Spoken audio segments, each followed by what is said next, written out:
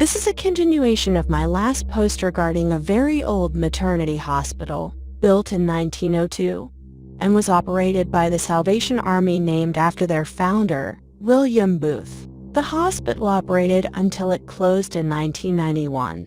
I worked there as a housekeeper in 1977. They apparently had a female ghost that resided in the basement of the facility. A fellow employee, Trish, is the one who told me about it. We had a brief encounter in the basement while trying to find some paper towels to stock the utility room upstairs.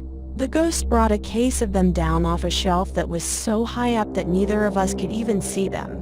Therefore, this woman ghost helped us locate exactly what we were trying to find. We thanked her. After that episode, we didn't seem to hear or see her again. Possibly she finally moved on. Kitty corner behind the hospital was the unwed mother's home that housed the girls/women until they had their babies. The home was primarily where the SA personnel worked.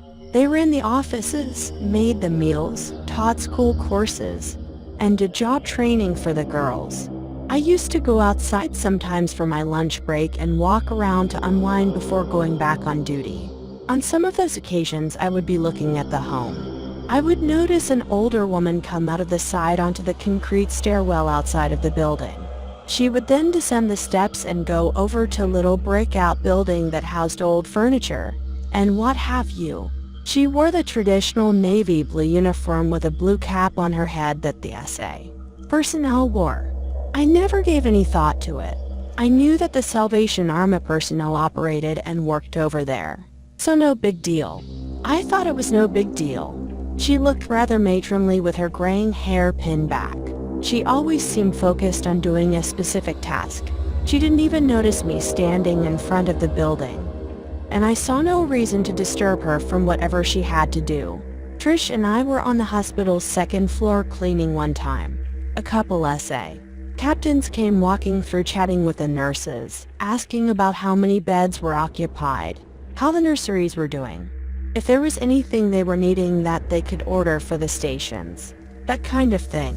After talking to them, they gravitated over to Trish and me. They were very polite. They asked us how we were doing. Did we like working there? Pretty much just casual small talk, after which they departed to go to another area in the facility. We still had more work to do though. We entered the nurses' lounge to begin cleaning in there. Trish did the waste baskets while I cleaned the restroom, and we both began dusting the lockers and mopping the floors.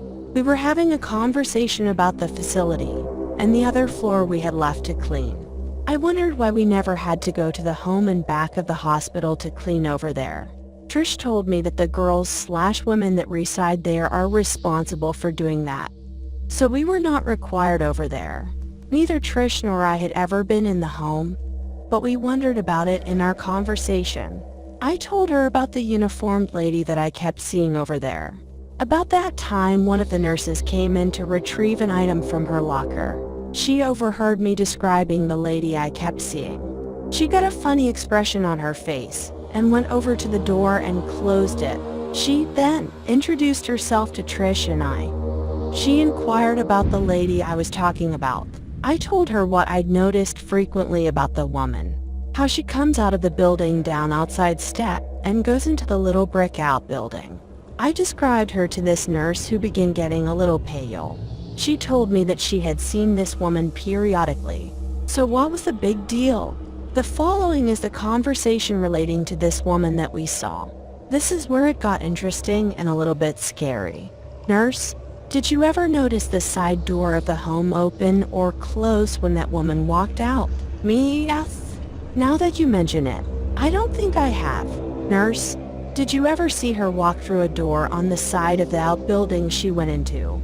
Me, I don't recall seeing her open a door to go inside. Nurse, it took me a while before I noticed those seemingly innocuous little details.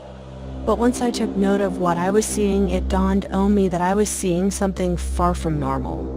She told us that she was embarrassed to discuss it with her co-workers, so she did some research on her own. She knew a nurse that regularly worked over in the home. She asked questions, but was trying not to sound ridiculous. Apparently, the nurse that worked over there figured out what the questions were leading to. This other nurse confided in her that she was seeing Sister Doris. Suddenly, the inquisitive nurse felt a bit sheepish. So, she was seeing a lady that works there. The reply she received just about floored her. The other nurse told her that Sister Doris had passed on over 50 years ago. Her picture was on the hall wall inside as one of the dedicated Salvation Army personnel that devoted her life to the well-being of those who enter here. In other words, she was really seeing the ghost of Sister Doris, and so was I. She told her that Sister Doris was a saintly and kind woman. She never bothers or hurts anyone. In fact, they were very fond of Sister Doris. Say what? I could scarcely believe what I was hearing. But they didn't mind sharing the home with a ghost.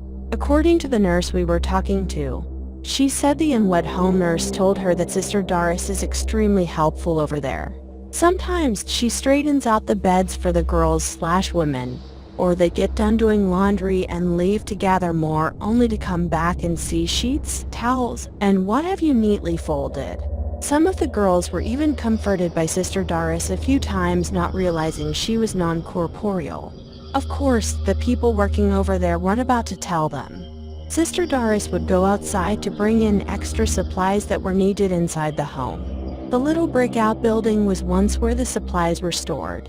Sister Doris often volunteered to go out there to bring in whatever was needed quite often. She was the type of woman that always went above and beyond in everything she did. What a lady.